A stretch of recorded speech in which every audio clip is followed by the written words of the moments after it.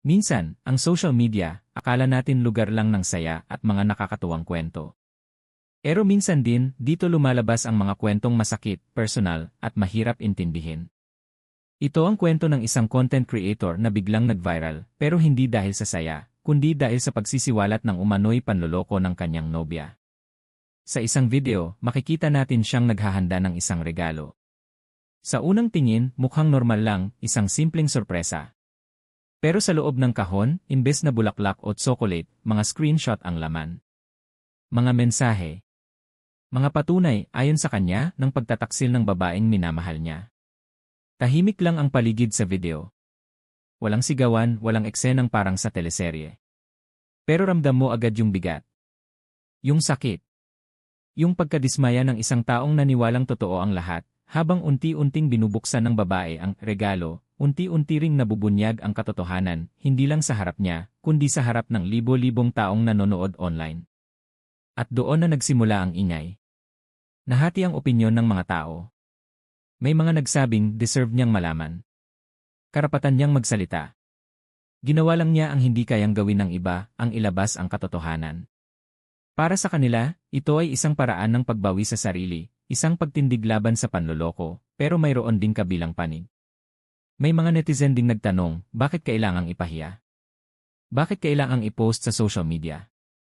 Hindi ba dapat pribado ang ganitong usapin?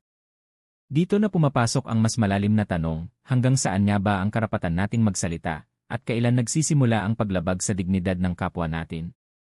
Walang duda, totoo ang sakit ng panloloko. Masakit malaman na yung taong pinagkatiwalaan mo ay may tinatago pala. Pero sa panahon ngayon ng social media, ang sugat ay hindi na lang nananatili sa puso, nagiging pampublikong palabas na ito, ang bawat comment, bawat share, ay nagiging karagdagang saksak sa isang sugat na bukas na. Ang paglalabas ng private messages, screenshots, at personal na usapan ng walang pahintulot ay maaaring pumasok sa usaping legal. Hindi lahat ng katotohanan ay ligtas o tama na ilantad sa internet. Ang isang click ay maaaring magdulot ng pinsalang hindi na mababawi. Pero sa gitna ng lahat ng ito, isang bagay ang malinaw, pareho silang tao. Pareho silang nasaktan sa iba't ibang paraan. At pareho silang may dalang bigat na hindi natin lubos na nakikita o naintindihan. Hindi natin alam ang buong kwento sa likod ng kamera. Hindi natin alam ang mga gabing tahimik nilang pinag-awayan. Hindi natin alam ang mga pagkakataong sinubukan nilang ayusin ang lahat ng walang nakakakita. Ang nakikita lang natin ay ang dulo, ang pagsabog.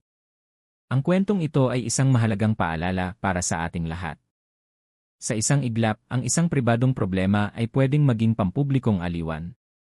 Sa isang pindot, ang sakit ay pwedeng kumalat na parang apoy na mahirap ng apulahin.